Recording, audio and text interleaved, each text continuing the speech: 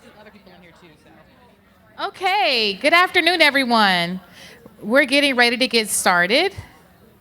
Thank you for being here today. My name is Rashandra James. I'm Assistant Dean for Student Success here in the College of Information and Communications, and I'm so excited to see all of you all today for our chat with Rosalyn Durant, who is a alumna of the School of Journalism and Mass Communications. But more about that later.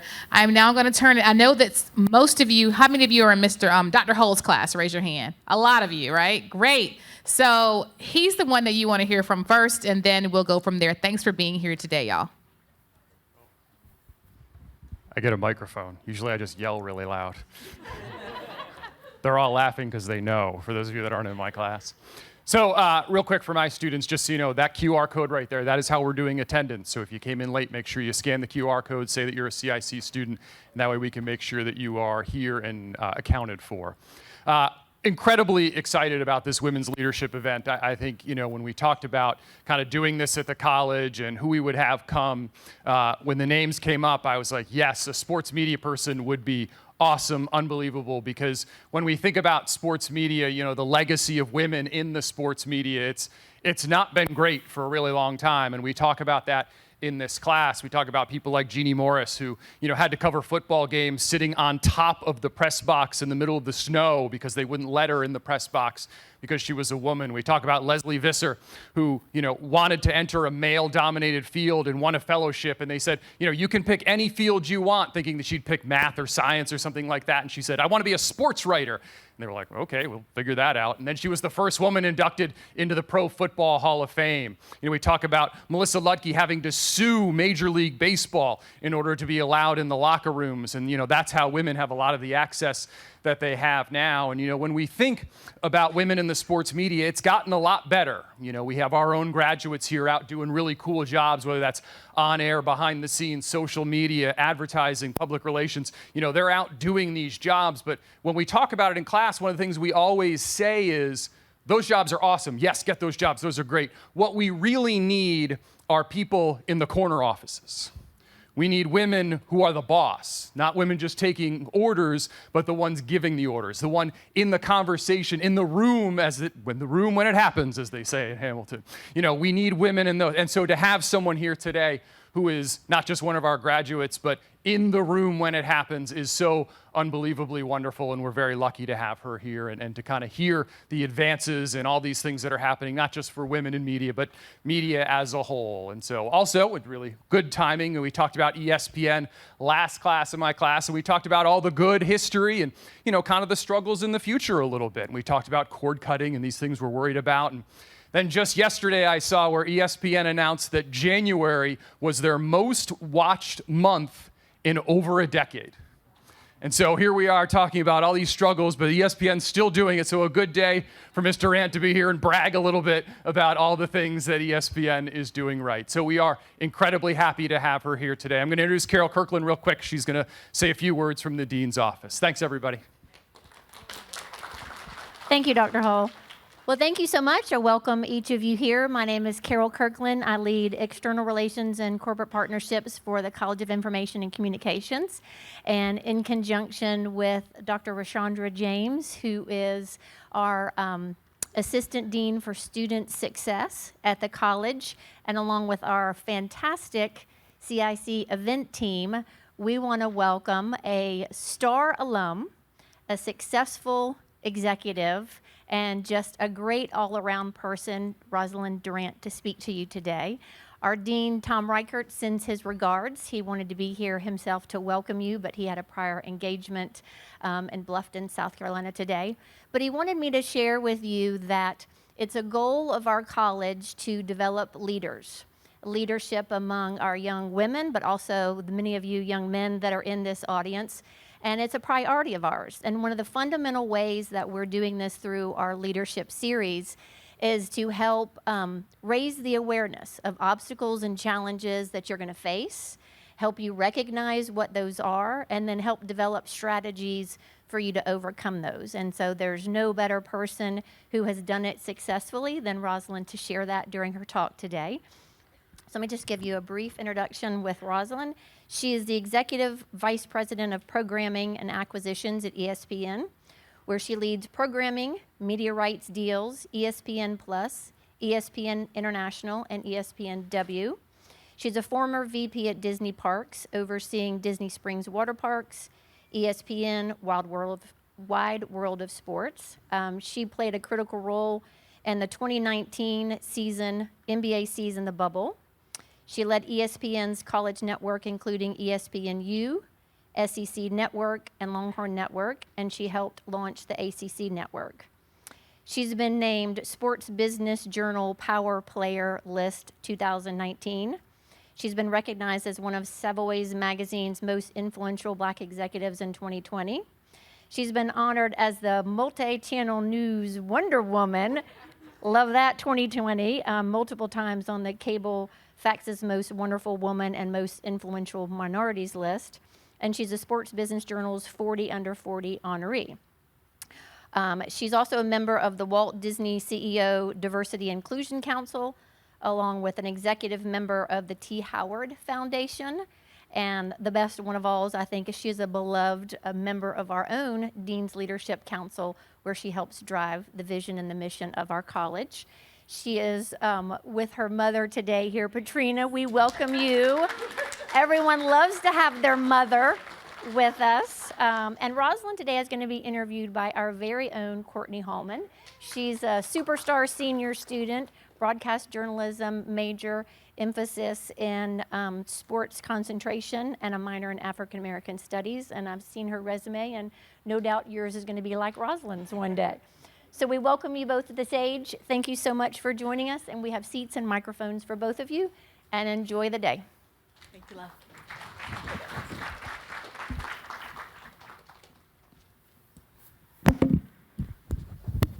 Good afternoon, y'all. How you doing? Good. Well, Hi, Courtney. hi, Rosalyn. How are you? Let me just tell you, when I tell you we've rehearsed nothing, I have no idea what she's going to ask me. But I've said that this is intended to be your time, so my direction has been we can talk about anything. I want to say that on the top because Courtney's going to ask whatever is on her mind and whatever she thinks is on your minds. And we're saving time at the end, right, for any questions that you have. For a lot of you, this is your class. And for some of you, you are blessing me with the gift of your time. You chose to be here today. I want to make sure that you leave here with what you expected and that you get what you need. So if you have questions, it's just me. Don't be afraid. Please get ready to raise your hand and ask the question. Let's make it about the business. Let's make it about your career. I don't want to get off track with things that don't matter. Let's talk about the things that are going to help you get to where you need to be when you leave South Carolina. Okay. And oh, by the way, don't judge me for my big water bottle. I am a bit behind today, but it's my way of keeping myself honest and trying to stay hydrated. No, that's amazing. And yeah, like she said, we didn't rehearse anything, and I'm just a student like y'all, senior last year, so yeah. Anyways, but thank you to Dr. Hull and thank you to Carol for that great introduction. I mean, your resume speaks for itself. I can only hope to achieve something like that. But welcome back to campus. It is awesome being back. And whoever ordered up the spring weather, thank you. I am hot in this blazer, so if it comes off, don't judge me. But it is wonderful being back here. And thank you for letting me bring my mommy. She's not been here since I finished South Carolina in '99, so it's been a long time. So I appreciate your kindness in welcoming her, too. Yes, welcome back to campus. Like I said, it makes this conversation even more special. But so when you were a student, I have to ask, did you imagine like the trajectory of your path? Like, did you imagine what you would achieve? No, I don't. I don't think I knew what to expect, right? And I emphasize that because I tell people always say, what do you want to be when you grow up? Or what do you want to do? And I'll ask, what do you think it is that you want to do? Because you can only know what you see and what you're aware of. I entered, my first role at ESPN was in a department that I never knew existed. So if you asked me when I was met some of my freshmen here, when I was a freshman, what I want to do, I couldn't have hoped for that because I didn't know about that. Does that make sense? I'll tell you what I did know. I knew that I've always been a very determined person, as my mother will attest. You know, I I paid my way through school, so I've been working all of my life, and I was determined to pay that forward and to make the most of it. You know, I'm like, if I'm paying back these student loans, I'm gonna do my part to make sure that this is successful. So I knew that, and I was very blessed to have very strong parents. And I acknowledge that not everyone does, and I tell folks, make sure when you don't, you'll also learn about me. I'm not a fan of excuses. So you find a path, you find a way, you find people who pour into you and give you what you need. I was blessed to have parents. I remember my father specifically, who always taught us that you can do what you want to do. Right? And you have to be realistic, because if someone tries to tell me that I could be the next Taylor Swift, I can't. I cannot sing. But I know that I can put in the work to learn to be great at what's important to me. So since I was a student here, I always say that people weren't going to outwork me. You weren't going to, no one's going to try harder than I would. And I was always prepared to sacrifice whatever I needed to. There were events that I didn't get to attend because I was too busy leading an organization, or I was too busy working to pay my way through school. So I didn't know exactly what my path would be, but I knew that no one was going to stop me from what was possible. Yeah, that's amazing. I know a lot of students, especially myself, can relate to something like that. Yeah. I mean, being involved in multiple organizations, you have to do what you got to do if you want to succeed. Yeah. And that leads me to something, as I know a lot of students here may have had internships or anything like that. I had an internship, and something that somebody told me that really stuck with me was you have to get comfortable being uncomfortable. Yes, ma'am. And to me, that just really stuck, because your life, your path is not going to be like linear. Yeah. So was there a point in your career where something shifted? Maybe it wasn't something like that key moment in your career that kind of, clicked? First, I laughed when you said that, because I was like, did you watch something that I said online? I've done various talks, and I do talks on learning to be comfortable in the uncomfortable and stepping outside of your comfort zone, okay? Because the learning happens outside of your comfort zone. If you keep doing what you've always done, what are you learning? You're repeating. Repeating is not learning, right? So what are you doing outside of that makes you uncomfortable? So there I think about multiple times. I'll tell you about a couple in my career. Now, mind you, I've been with the Walt Disney Company since before you guys were born.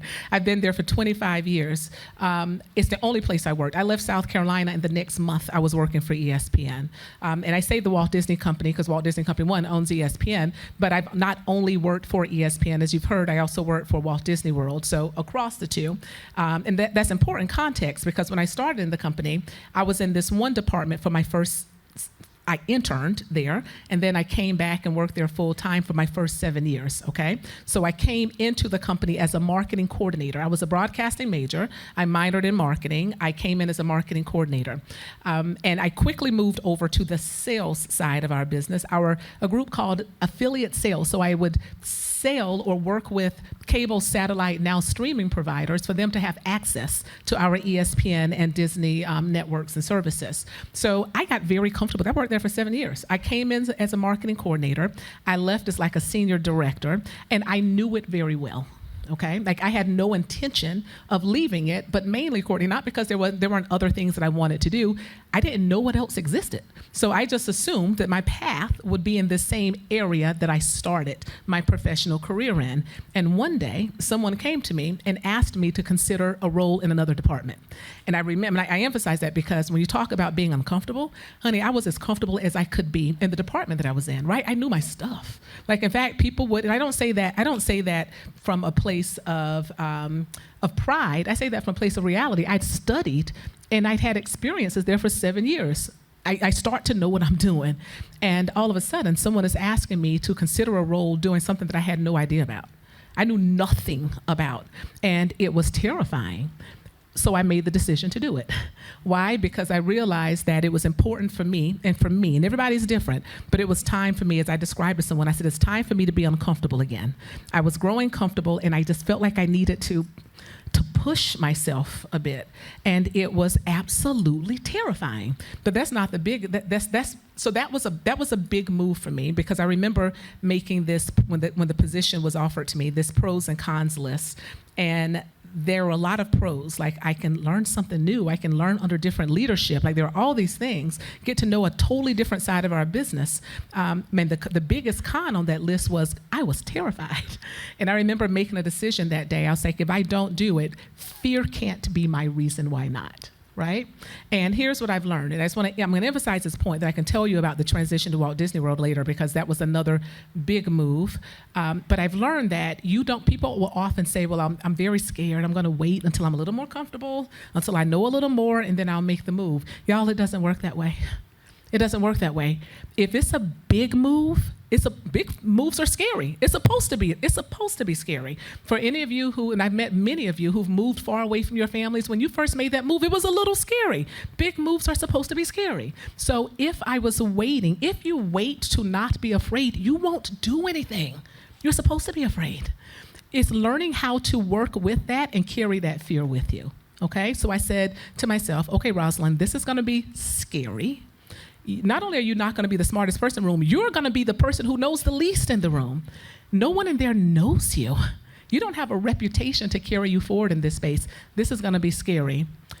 Okay, so now you know that, and it's like you learn to pick up that fear, put it on your back, and I'm like, you got to come with me, because I'm still going to do it. And let me tell you the funny thing that happens. Once you do it and you pick up that fear and you take a step, you look around and you realize the world's still spinning. Everything's okay. You take another step. Oh, okay, I think I'm okay. I take another step, and suddenly that weight on your back starts to feel a little lighter, and you realize that you're gonna be okay. So you don't wait until the fear dissipates to make the move. It doesn't work that way. The fear dissipates once you make the move. So that was my biggest lesson, which helped me when I did make the decision to go to Walt Disney World, because I had at that point been with ESPN for 20 years. And now I'm not a senior director, I'm a senior vice president. And I'm making a decision to transition to a different part of our business that was completely unlike anything that I'd experienced in my 20 years. And I had to tell myself that same story, because regardless of what people want to believe, I'm not fearless, I'm human. And when you're human, you have fear. So I had fear, but I made the decision. I said, well, I still believe it's the right thing to do. That fear is going to have to come with me, and we're going to take this step, and we're going to move down to Florida, and we're going to learn a totally different business. And I was terrified, but I took the step. And then I took another step. And then suddenly that weight of fear started to lessen, and you come to a point of going, I think I'm okay, and I think I know what I'm doing here. So have I done it? Yes. And will I continue to put myself in uncomfortable positions? Yes. It helps me learn. Well, you talk about, this is a women in leadership conference, and you talk about fear, and obviously sports is a male-dominated industry, and you as a woman stepping into that leadership position, stepping into that. What piece of advice do you wish more young women heard about stepping into leadership roles that you may have wished you heard before you stepped into that you want to share with me? I think the biggest thing I'd say is the way that I look at things is, name the role, whatever the role is. Someone is going to do it, Courtney. So if there is this executive vice president role at ESPN, someone is going to do it. And whoever does it, it's going to be their first time doing it. So they're going to have to learn it, whoever it is. And then my question becomes, why not me? They're going to be uncomfortable. Okay, I can be uncomfortable. They're going to have to learn things. Okay, I'm capable of learning things. And so there's something I'd say to you is, it's easy to start to listen to this voice of telling you all the reasons why. Well, I don't know as much as, well, this person has. And you have to ask a different question. Why not me? Why can't I learn it? Somebody's going to learn it. Why not me? And even when you don't fully believe it, pull your shoulders back. Hold your head high and walk forward and realize that you deserve it, and you are as deserving as anyone else in that room. I don't walk into any room intimidated. I don't care who the people are on the other side of that table. If I'm invited in, it's because I deserve to be there. Own your spot, right? Own your own power. Don't give people your power by deciding that they are better, they're smarter, they're looking at me funny, they're questioning why I'm here. Stop giving them your energy. You walk in that room because you're invited in that room and you deserve to be there. And then when you're in there, you pull your shoulders back. Hold your head high, look them in the face, have the discussion you need to, learn what you need to. Let me emphasize, no one gives you anything. You still have to, once you go in, you have to do your part. So you learn what you need to, hold yourself to the standards that you know that you need to hold yourself to, but you keep moving forward and realize that you are as capable as the next. And that's great words that you said, especially I know all of us as students, in school, we're kind of, dare I say, conditioned to compete, whether that's for internships, whether that's for positions in exec for different clubs that we're in, but also, I know you've expressed before, because I have done my research on you. Oh, okay. I have my own research. You've expressed before about the importance of collaboration. Yes. Especially in corporate Absolutely. spaces. So how do you balance that I don't collaboration? compete. I do not compete. Let me just repeat. I do not compete with anyone at ESPN. We are on the same team. I will not compete against them. And I don't care what the role is. I'm not competing with my peers. Like, we have to lock arms and say that my ultimate goal is to do what's best for ESPN, what is best for the Walt Disney Company. Now, I compete with me all day long. Okay, I remember being a student here, and I remember taking this economics class, and I did okay in this economics class. And so I remember one time, like, I don't know if my grade was a 95. I'm like, oh, that's amazing. And I celebrate everything. So I'm celebrating. I'm like, next time it needs to be a 97. Why? Because I'm competing with me. How do I make sure that I continue to find my personal best? Not in a way that messes me up mentally where I'm stressing myself out, but in a way where I just hold myself to a standard of simply being my best. I can't be your best, Courtney. I'm not capable of it. I don't know how to be you. That's not my role. I know how to be me. And the only thing I can do is make sure that I am always holding myself to a standard of simply being the best version of me and not selling myself short. Because if I sell myself short, at the end of the day, the only person who's negatively impacted is who? It's me. Why? Because now I'm holding myself back. So it's easy to collaborate because my North Star is doing what's best for ESPN and what's best for the Walt Disney Company and taking care of the people around me. My job as a leader is to serve. I serve my team. I serve the people who work for me. I need to make sure that they are learning. I need to make sure that they're growing. I take great pride in having some part in their success and in their career growth. That is my responsibility. And if I do that right, then I'm getting the best from every person on that team. If I'm getting the best for every person on that team, then what are they doing? They're doing their best. And when they do their best, who benefits? ESPN. Because what's my focus? Doing what's best for ESPN. And what I found is when you hold yourself to that standard, it's amazing how things work out. So it's this combination of making sure I tell folks that people will come to me and say, oh, can you give me the secret too? And how do you get to be at this level? And I said, listen, everyone's looking for a secret pill. There is no secret. First things first, put in the work. Okay? And when I say put in the work, I'm talking consistently. Okay? So I have this term that I use around having a reputation for consistent excellence. Let me tell you what that means. That means it's important to know that, someone said to me once that reputation is what people say about you when you are not in the room.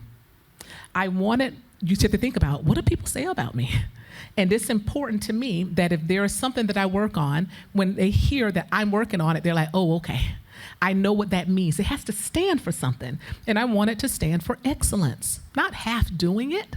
I can't half do it. I have to take pride in the name that goes on the back of my jersey. I'm representing me. I'm representing my mother. I'm representing my family. I have to show up a certain way. I want to be known for doing excellent work. Again, I'm not competing. Excellent for me. What's the best work that I can do?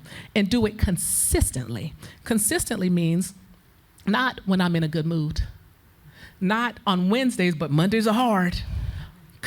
Not when people are kind to me or when they give me what I want. I can't control that.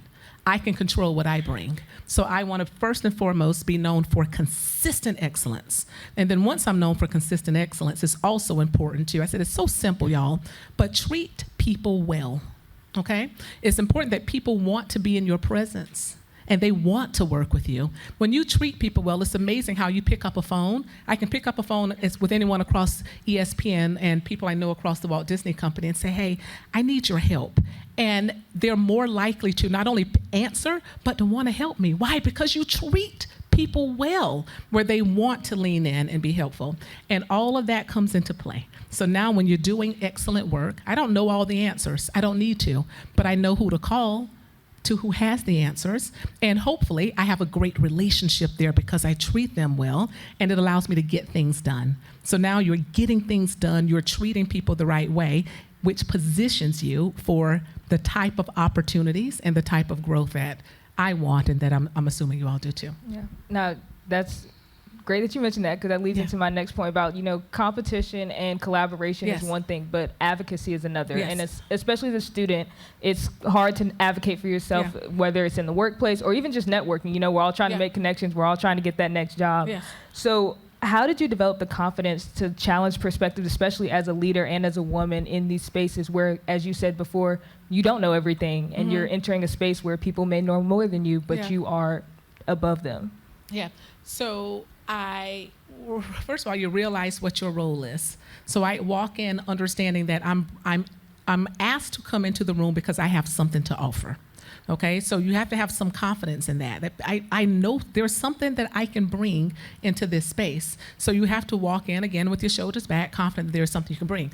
And it's 2025, right? It's 2025 now, but I still walk into rooms. I think you understand what the role is that I'm responsible for. Is that my team, and I emphasize my team because I don't want to pretend that I do it all. I do not. I could not do it all. My team is responsible for all of our rights acquisitions at ESPN.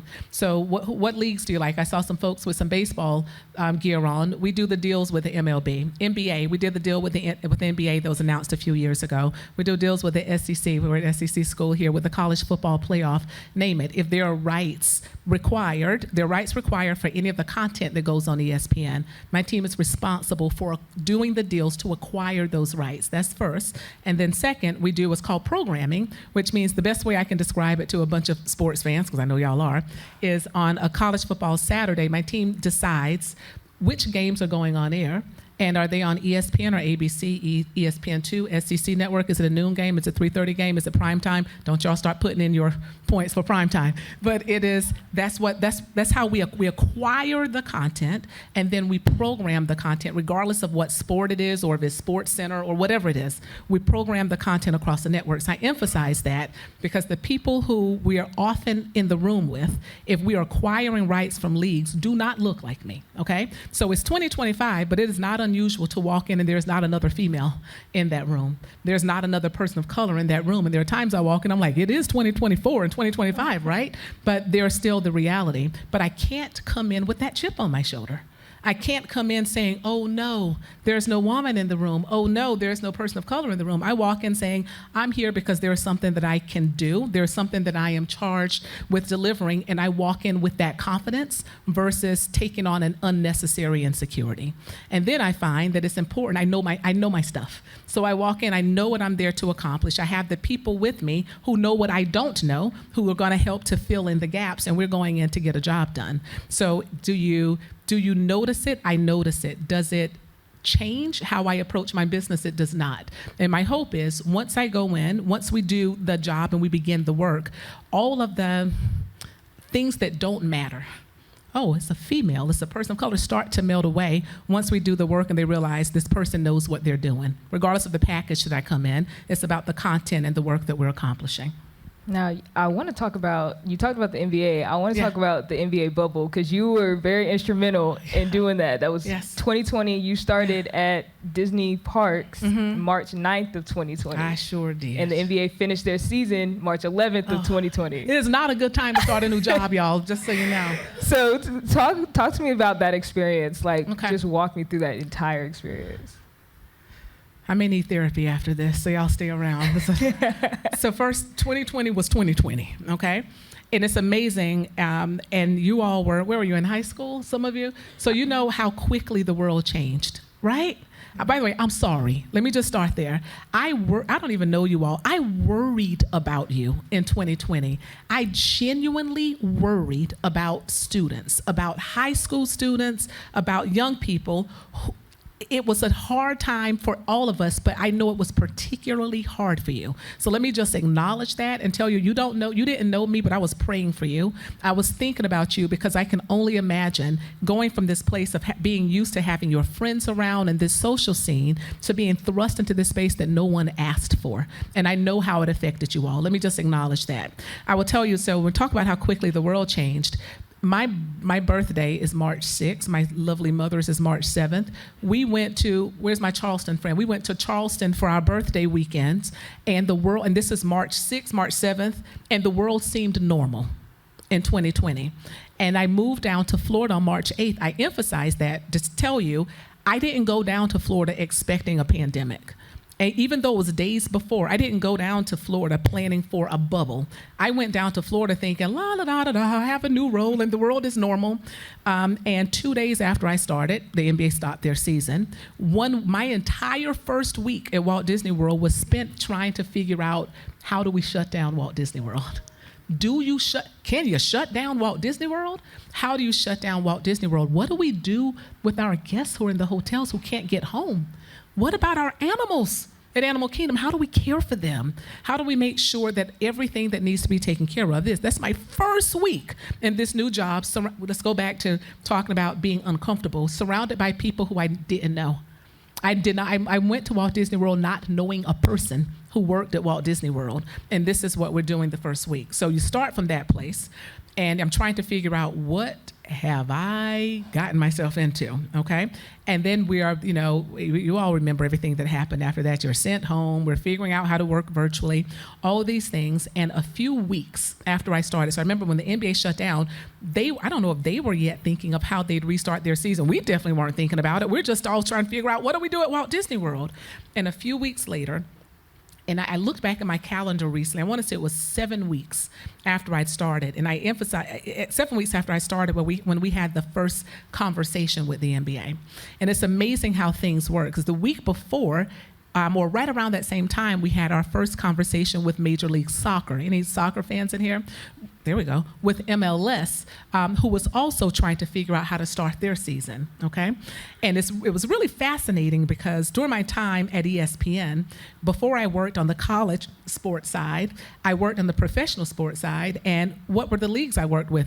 NBA. Had a chance to be a part of the team that led the renewal with the NBA in 2007, and MLS. So I know them well enough. They give me a call and say, hey, can we talk? Yeah, sure. What are we talking about? And they start to introduce this, you asked about the NBA, start to introduce this concept. And the first conversation, they didn't know what they were looking to do. They were just saying, hey, we're trying to figure out, we have to think about how to finish our season. And we don't know yet if it's going to be the full season, just the playoffs. Is it every team? Is it just playoff teams? There was a lot they were trying to figure out, but they wanted to talk to us as potentially part of the solution. And if you guys recall reading anything during that time with the NBA figuring out the bubble, it was like, oh, they're looking at Vegas. And I'm not the smartest person in the room, but all I could think was, if your goal is to keep 20-year-old men in a bubble and out of trouble, I'm not sure Vegas is the best place to do that. How about Walt Disney World? So in comes Walt Disney World, and that would be, the first conversation is late April. We started to negotiate in earnest in May, and by the end of June, the players were on our property, and we started a bubble. I'll tell you the most interesting part. There are a few things that were really, there was a whole lot with that experience. But one, it was as big of a deal as it was, and as many unknowns as there were, it was fascinating. And there was so much that I learned. So one, you learn how to make decisions when you don't have 100% of the information that you want. Let me just go back. It's 2020. We're negotiating in May 2020. And if you guys remember anything about May 2020, you know that we still didn't know how people caught COVID. There were people's opinions on COVID differed depending on the news network that you watched. So trying to align on how you keep people safe when we can't even align on what it is was challenging, but we're trying to negotiate this into a contract. And this is where partnership comes in. We talked about treating people well. We had a great partnership at ESPN for a long, long time with the NBA, which came in handy because at some point we said, hey, listen, we don't have all the answers, and you don't have all the answers, but we're going to agree to lock arms and figure it out along the way. So we signed a deal with one set of assumptions of here's what it takes to keep people safe, and throughout the bubble, we continue to make changes as partners, because new information came in, and we had to, our ultimate goal was less about let's have the best championship. It was keep everyone safe, and let's not have players come to Walt Disney World and get COVID and get sick. So I learned the lesson of figuring out how to move forward even when you don't have all the confirmed information that you want. I also learned how to put your ego aside a bit and trust the people around you, okay? Because I'm gonna emphasize, I'd been in Walt Disney World for 2 months, and most of that was spent in my house because we were sent home from a pandemic.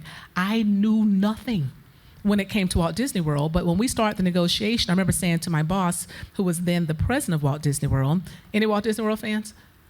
Okay, say, please put your hands up. Good, we need Walt Disney World fans. I said to him, I was like, I don't know how to house NBA players. Heaven knows I don't know how to feed them.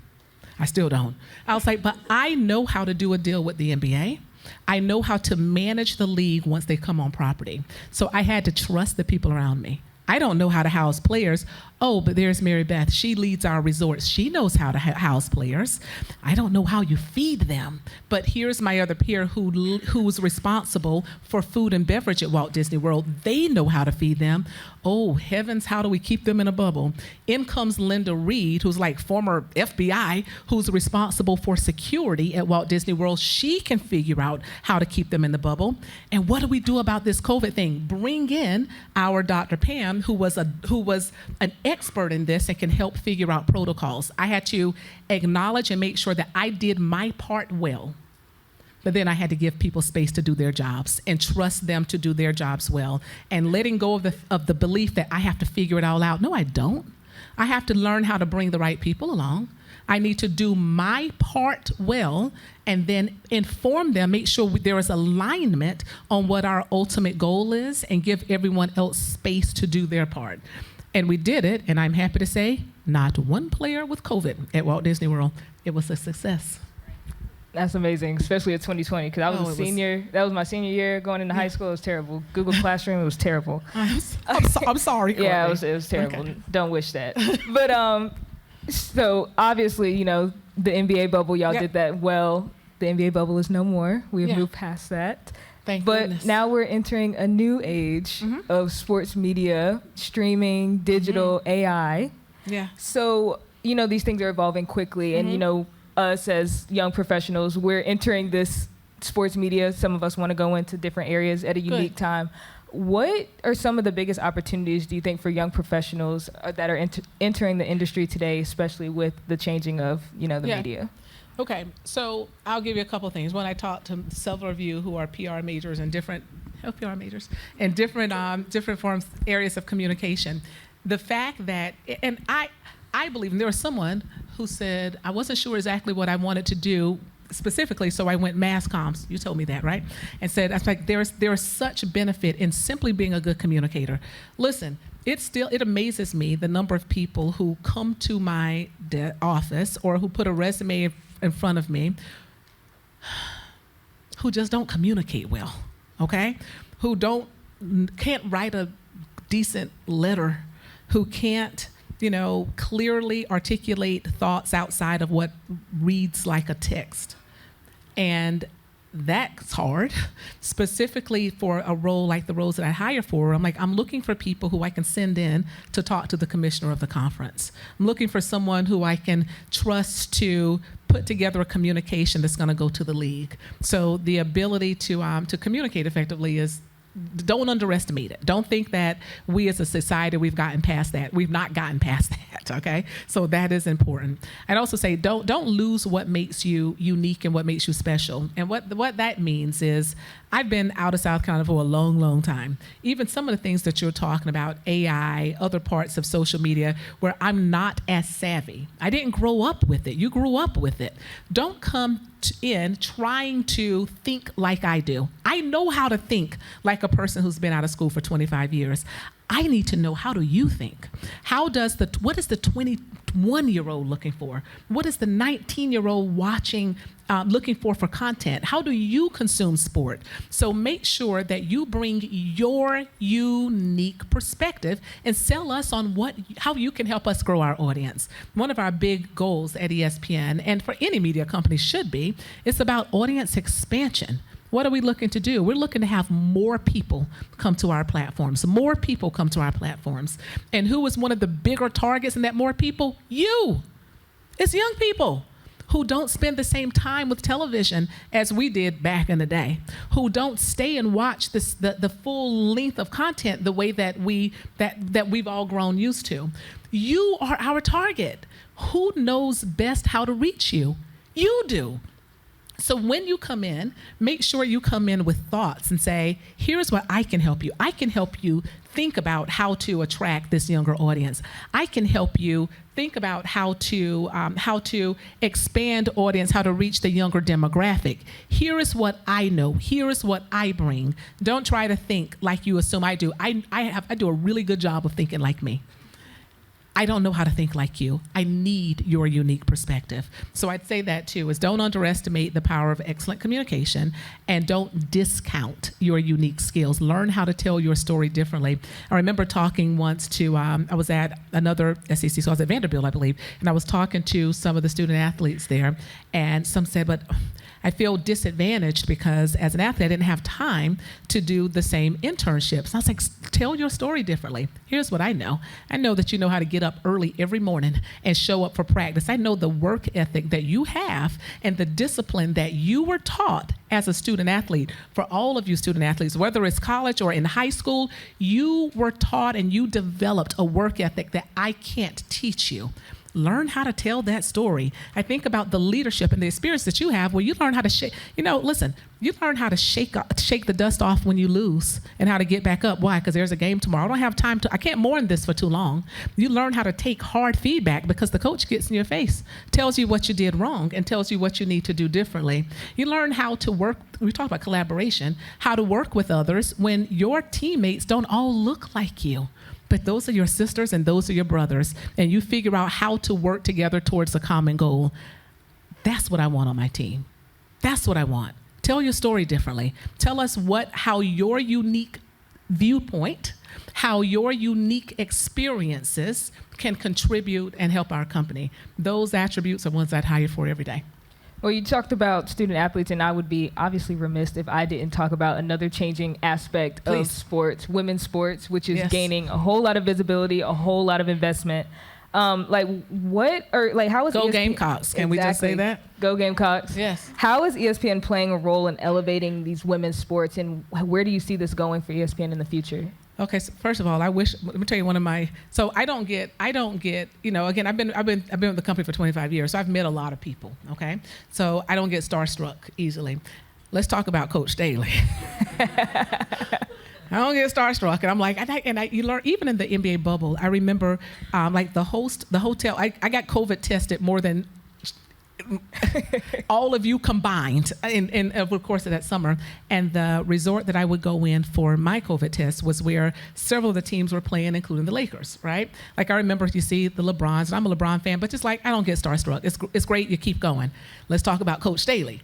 So last year's championship game, and I'm coming to your question, I promise. Last year's championship game, women's championship game, I'm there, and we won, and for a second I had to be not the professional, but be a Gamecock, and I'm like, time to fangirl just a little bit. Mm-hmm. So I go over to the court, and my proud moment was when I'm going over to talk to our ESPN analyst, and Coach Daly is there. She was just finishing an interview on the ESPN set, and she turns to me and she goes, "Wait, I know you." And I said, "Yes, I'm Rosalyn, I'm with ESPN." She was like, "But you're a Gamecock." And I'm like, "I've arrived. I have arrived." So that's my fangirl moment. Let me just put that out there. She may not remember it, but I remember, and I have a picture as evidence. The ESPN, we've been leaders. It's interesting. We talk about women's sport. We've been leaders in women's sport forever, okay? Like ESPN is what now, 45 years old. In first year, we were airing women's sports. You know, we were an inaugural partner with the WNBA the year that they launched. Their inaugural launch year, we were a partner with the WNBA. We've been with the NCAA since ESPN launched, carried the women's tournament, all these things. And I emphasize that. I said, people talk about it like it was some overnight success. We say that it was like a 30-plus year overnight success. We've been working on this. We've been building it. Our mission, if you come to our ESPN campus, if you ask anyone who works there, what's the mission of ESPN? Everyone sings from the same hymnal. It is to serve sports fans anytime and anywhere. And to serve sports fans I don't care, and this goes back to audience expansion, young sports fans, old sports fans, men, everything. We're here to serve sports fans, and you give sports fans good, strong, premier sports content. That includes women's sports. And we've been working hard over the years to help other people to see what we already knew to be true.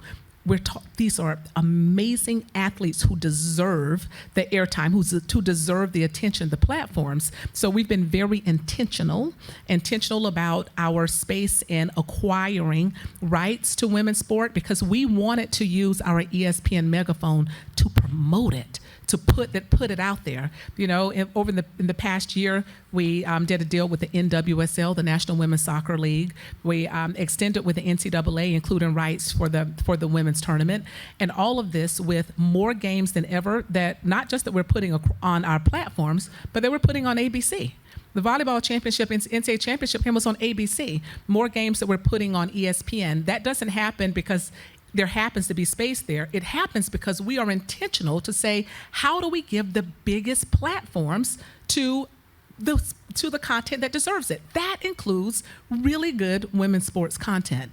And how do we use the rest of our platforms for storytelling? If you watch ESPN and if you watch SportsCenter or our 30 for 30 or any of our series, you see stories of amazing women that are being told in ways that we have before, but we're doing it in an elevated way now. So we are very proud of our position in leadership. We are very proud of women behind the scenes. You know, there was an article written a couple months ago about one of our football broadcasts, and the production staff was all women.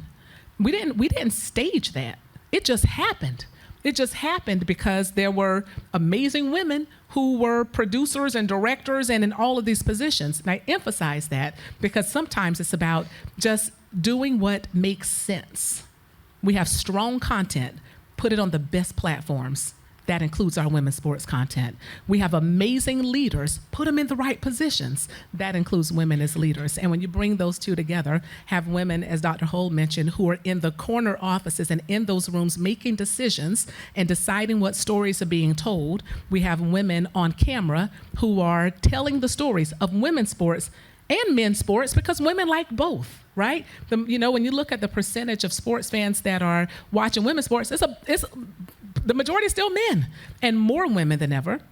I was reading a stat recently about the percentage of women who now consider themselves sports fans. It's like over 80% of us we're sports fans of women's sports and men's sports. So we are here to serve sports fans and give them premier content across our platforms. That includes our women's sport content. And we are intentional to use our platforms, our megaphone, to elevate the female athlete who, doggone it, deserves it.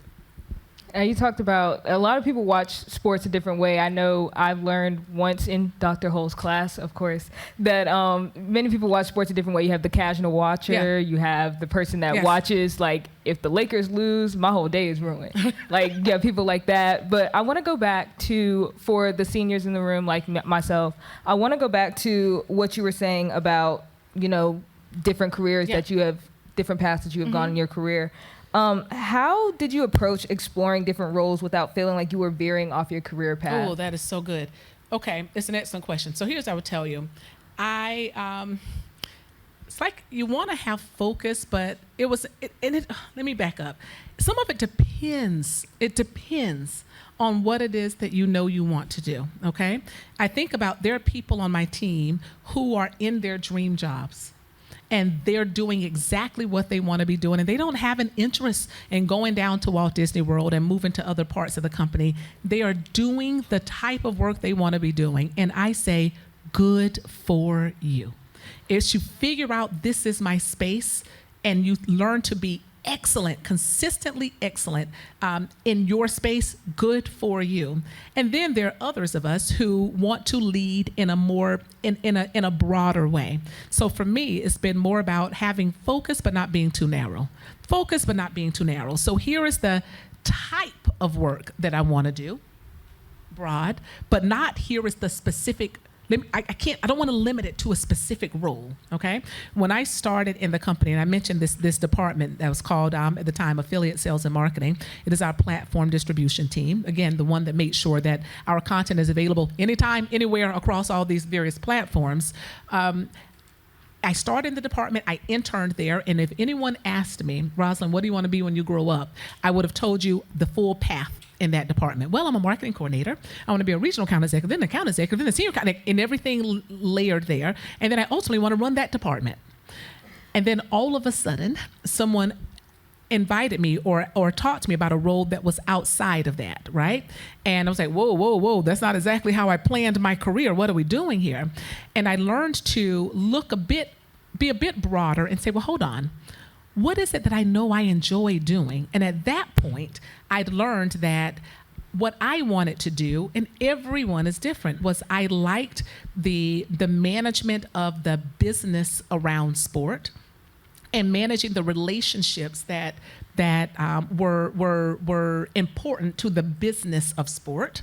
I knew that for some weird reason, I really enjoyed the contract work, and I realized that type of work didn't exist only in one department or only with one set of titles, but that there was like this whole world outside of what I originally knew that allowed me to do similar work. So it taught me to be a bit broader. So I'm like, wait, if I'm so narrow, then when this opportunity comes, I can't consider it. Why? Because it didn't look the way that I planned. It didn't look the way that I thought it would, but I learned to at least take the time to ask the questions, have the conversation, tell me more. What is this? What is that role? What does it look like? What are the responsibilities? What's the culture like? Tell me about the leadership on that team. Get enough information to make a more informed decision on if this is a space that allows me to still stay directionally in the type of work that I want to do. Yet gives me an opportunity to perhaps stretch my wings a bit and expand my skill set. So let me just back up, because I was, of course, a broadcasting major. And when I started for my freshman in here, when I started at South Carolina, my goal was I grew up in the Oprah, your parents will know about this, the Oprah Winfrey Show days. So my goal was that. I'm like, I want to be a talk show host. And then I came and I talked to some of you in your various internships, and I interned every place that would take me. And I shadowed at places that wouldn't take me as an intern. I remember walking up for their, WOLO still here? Yep. WOLO was my first experience. I went in and asked for an internship, and they're like, woman, you are a freshman. You have no credits. You cannot intern here. And I said, great, because I'm looking for a job anyway. They're like, and we're not hiring. I said, what if I just show up? And they're like, okay, you can come and shadow. So I started shadowing there, and it grew into something much more significant. Then I went to WIS and all these other spaces. I say that to say I took the time to get the experiences, to say, here's what I think it is that I want to do when I grow up. Once I touch it and feel it and experience it, is it, one, what I expected?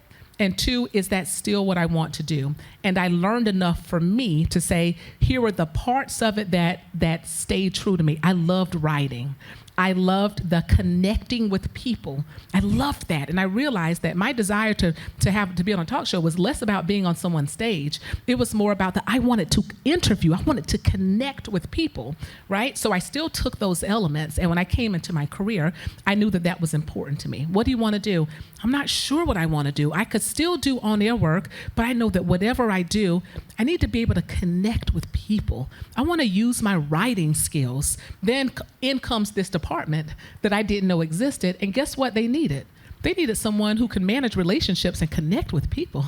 They needed someone with these same writing skills. So it still allowed me to do the pieces that were important to me at that time, but in a way that I didn't initially envision. Does that make sense? No, that makes perfect sense. Every opportunity is a stepping stone. You never know how you're going to use it later in life. You never know what's going to take you where. But speaking of that, networking. Yeah. Networking is a big word that we hear all the time, every single class. I don't like the word.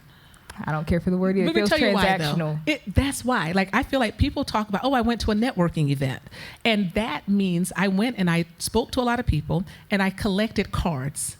And I don't like the idea of networking being treated as like, how many cards did I collect? Why does it matter? What are you doing with those cards? Okay, when I think about it, I think about more of expanding your relationships and having meaningful, intentional relationships and nurturing those relationships. So if you go to a networking event and you meet 10 people and you just put those cards on your desk and you do nothing with them, it was a waste.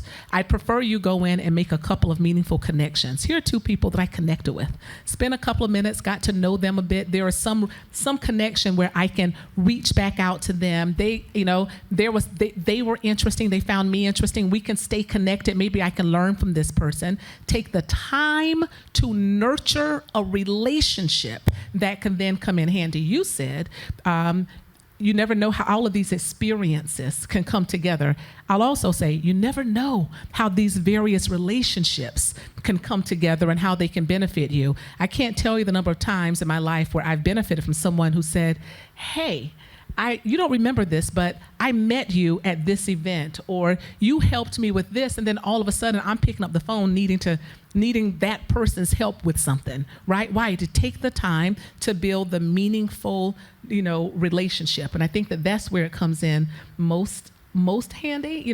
I think about, and by the way, I don't have business cards. When I came back to ESPN, I just never ordered them, so I don't have business cards. But I remember going to an event once, and at another college.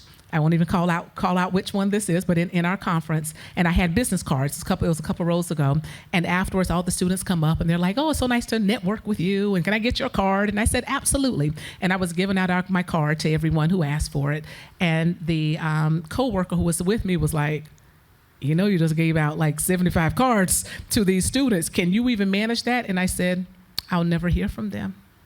I gave these students my card, and I said, "If I can help you, let me know. If I can help you." Do you know how many reached out? Maybe 3 of them.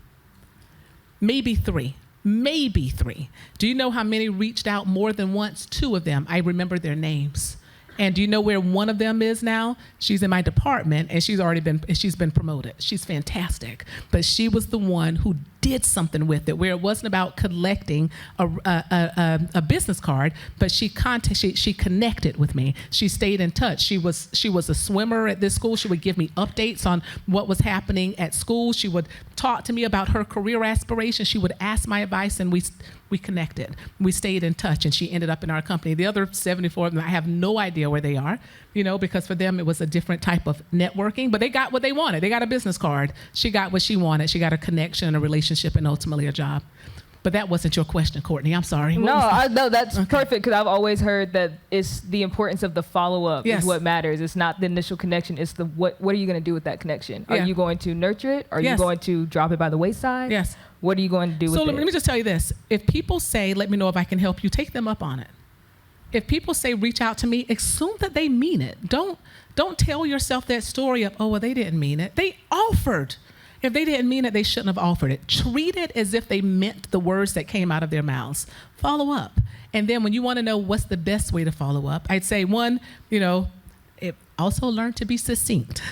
Don't send me a letter. Don't send, something that's going to take me 10 minutes to read. But learn to be succinct. And it's interesting, when you're able to find a way to connect, there's some folks who I've connected with because they're like, "Hey, you remember me? I'm a Gamecock." I'm like, "Yes, I do remember you." There are other times when it can be, "Oh, you told me this story about this restaurant." You're like, "I went to this restaurant." Whatever it is, but find that connection point that makes you memorable, that gives an easy in. And then some would say, "Hey, who did I ask? Where's my golf fan?" I said, "Let me know what you think about TGL." I mean it. I want to know what you think. And once you see it and have an opinion, that's a connection point. It's a reason to be back in touch versus just saying, "Hey, I met you and wanted to send you an email because you gave me your business card." But find those connection points and use them to keep the relationship personal and take the time to nurture it. That was beautiful. That was beautiful.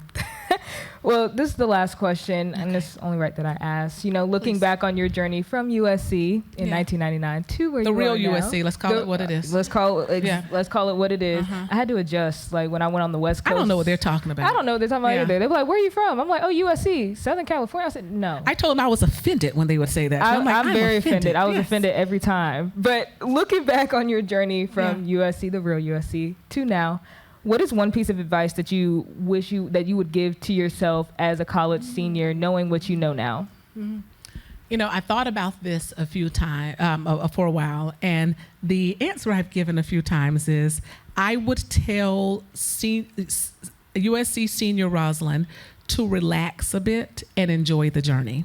I've always taken myself pretty seriously, and I mentioned that I paid my way through school, so there's a different rhythm when you're responsible for getting yourself through school. I worked hard, and I do not regret that. It worked well for me, but I would also tell myself to take a deep breath.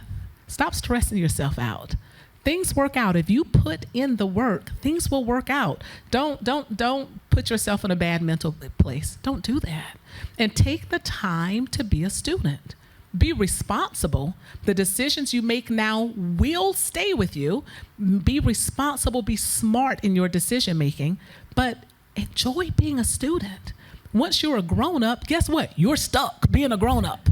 Take the time to be a student, enjoy the experience, walk around, soak it all up. School's not going to be perfect. No place is going to be perfect. But know this thing that you have is pretty darn special. And I guarantee you, you will long for it when you're no longer here. So I'd say take the time. The seniors who are so ready to get out, just walk the campus and breathe the air. Go out to the horseshoe. Enjoy it. Soak it all up. Take in the experience. Be a student. You're putting in the work. Take a deep breath. Trust yourself. Trust the work that you've put in, and stop listening to that voice that just tells you that I'll never find a job. I need to be stressed out. That's not the headspace that you want to enter the real world in. So I wish if I could go back and tell me something, I would say that. Take a deep breath. You worked hard, and it's going to work in your favor. Enjoy this. Enjoy the ride. That was beautiful. How many of y'all are seniors in here, like myself? Yay. Okay, y'all heard what she said, right? Be a student. So tell your professors, tell your exec board, I'm taking the time to be a student. Whoa. Being a student. That's what I would tell them. Dr. Holt, just to be clear, being a student means also coming to class. That's being a student. Okay. I'm being a student. But I think now we're opening up for Q&A. So if anybody has any questions. Right up front. Love the first one. And oh, by the way, I tried to say hello to as many of you as I can, but I met a lot of people, so do not assume I remember all the names. Remind me of your name with your question. My name is Maya Collins, and I'm a sports media major. Yes, ma'am. You immediately entered the workforce when you graduated from Yes. USC. Is there a skill that you feel like you should have explored more or gone into depth more at USC that would have prepared you better? I don't know if there was one I wish I would have explored more. I'll tell you, one of the things that I think that this campus provides you that I explored, but that will benefit you so much in the real world is look around the room. Look at these people you'll have an opportunity to work with. I came from a small town in South Carolina. I grew up around people who looked more like me. I loved the diversity of the experience and diversity of the people that I worked with, that I went to school with in South Carolina. So I tell you to take the time to widen your circle. Widen your circle. Spend time with people who don't think like you. Spend time with people who don't look like you. Spend time with people who don't share your same interests, because guess what? When you come to the real world, guess who you're going to be around? People who don't always think like you. People who don't always look like you and who don't always share your interests. Take the time to learn tolerance, learn how to work with a broad range of people. It will set you up best to best collaborate, to best create relationships that will serve you regardless of the role that you go in or the industry. Thank you. Look at my front row coming in strong. We're coming back to you, I promise. Okay. Hello, I'm Jeff. Hi, that's Jeff, the golf fan. Yes, so I remember. surprise. I have a question about TGL. Okay. Obviously, that's a really innovative thing that you guys are trying to do now. And I want to know, like, for myself as a golf fan, how are you guys trying to appeal to us as golf fans who may not be who may not want to check it out just because, we're used to natural, outside 18 holes. Yeah. So how are you guys behind the scenes appealing to us? So for those of you who don't know what TGL is, and has anyone seen it? So it's this new innovative golf league that was started by, you may have known these names, Tiger Woods, Rory McIlroy, and this gentleman by the name of Mike McCarthy.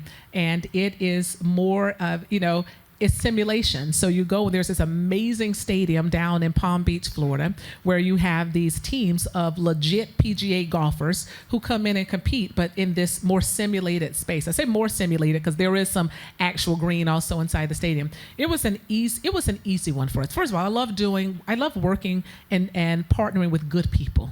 And Mike McCarley, the gentleman who started this alongside Tiger and Rory, he was a good person. So as I spent time with him, I remember thinking, I don't know everything that they're doing, but I trust this human and I trust this vision. And he's someone that if we have to figure things out, he's someone I don't mind taking the time to figure things out with. So it goes back to be a good human, okay? And I love the vision for it, which is, you know, for those of you who watch golf can move a little slow sometimes, right? And you know, you're supposed to be quiet. I don't do good at being quiet, okay? So they bring in this league, and they're miking the players, and you're listening to them as they go around this course. You're listening to them cracking up and having a good time as humans, and just getting to see their personality. You know, they have these player intros, they're coming in dancing, like it's a whole vibe. And I love it because it is, I said one of our priorities is around audience expansion. So the fact that you have Tiger, you have Rory, you have these other PGA players, hopefully still appeals to you, the established golf fan, right? But the fact that you get to just listen to these guys and come to know their personalities, perhaps it draws in people who say, I don't really consider myself a golf fan, but this guy is hilarious.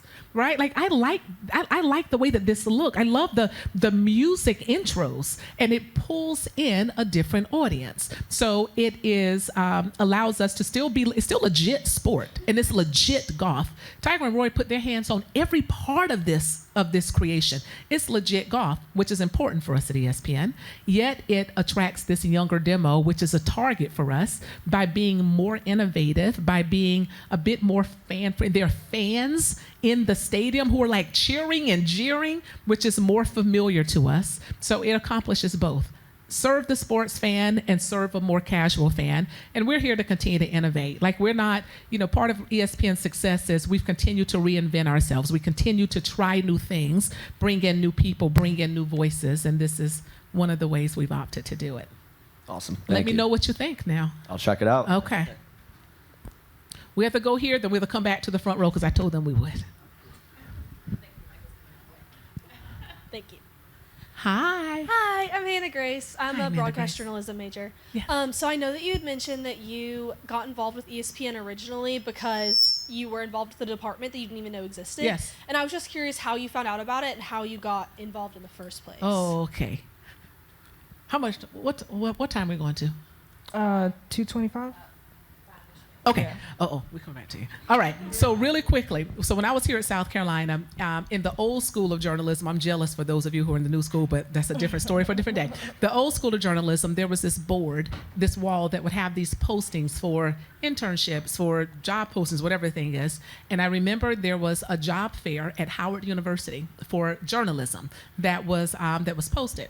So the first year, one of the various organizations I was in, I don't remember if it was the Society of Professional, the SPJ or the NABJ, I don't remember. But we went to we took the bus, went up to Howard to go to this job fair. I go to this job fair and I meet all of these people, and I ended up that year meeting some folks, and as a result, interning down in Atlanta at Turner Networks. The next year, I was like, this is fantastic. It's posted again. Let's go back to the job fair.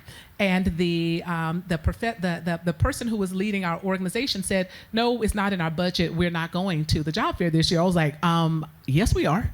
And it was like, no, we're not. And I was like, I am. So I called my parents and I said, hey, I need to rent a car, and we're going to DC. So I rented, goes back to if you find a way. Remember I said I'm not a big fan of excuses? He said we weren't going. It's easy to say, oh, too bad. I'm like, I'm going. So I called my parents. I said I need to rent a van. And literally, it was like a safe movie. Who's coming with me?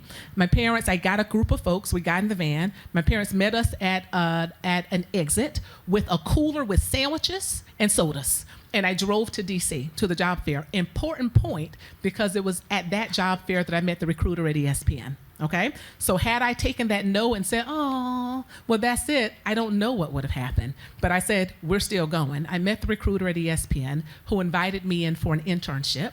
I come in for the internship and I said, yes. Well, it's in this group called, I don't care what the group is called. All I thought was it was a door. Sometimes that first opportunity doesn't look exactly like you expect it to. I didn't know anything about the department, but I knew it was a company that I was interested in. And as far as I was concerned, if they let me in, I'll take it from there. I'm like, I don't know, this may not have been the door I expected, but it's the door that is open, and I'm gonna jump right in it. So I simply said yes, and figured I'd figure out what the department is and how to be great at it once I got in. That's amazing, thank you. You're welcome.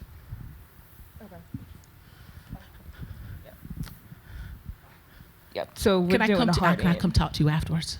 Okay. Yeah, so we'll be out in the lobby. You can answer more questions and stuff Okay. out in the lobby. But I just want to say I love what you just said about like doors opening. 'Cause Yes. that's exactly how I got my internship with ESPN. Dr. Hull just sent it out, and I had no idea about stage managing. I Yes. said, but I want to be in this company. That's right. Take the job. You So take the job. That was beautiful. But thank you. Thank you all for taking the so time. much. Nice meeting you.